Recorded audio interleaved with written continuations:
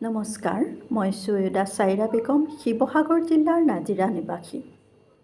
সুদূৰ কৰ্ণাটকৰ মহীশূৰত থকা অসমীয়া ভাষা সাহিত্য চৰ্চাৰ মঞ্চ পোহৰ জোনাকী অনুষ্ঠানটিৰ উদ্যোক্তা, লগতে এই অনুষ্ঠানটিৰ পৰিয়ালবৰ্গ, লগতে সমূহ অসমবাসীলৈ ভোগালী বিহুৰ আন্তৰিক ওলগ জনাই মই মোৰ এটি স্বৰচিত কবিতা পোহৰ জোনাকী অনুষ্ঠানটিলৈ আগবঢ়াইছোঁ। কবিতাটি মই পাঠ কৰি দিছোঁ।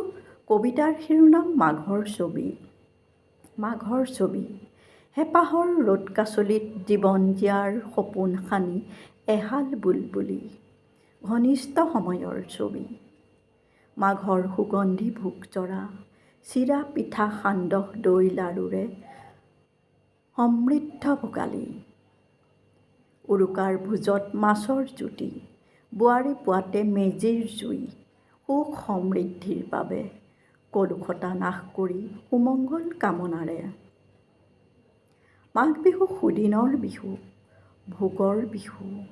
সম্প্ৰীতিৰ এনাজৰীৰে বাপতি সাহোন ভোগালীৰ বিহু।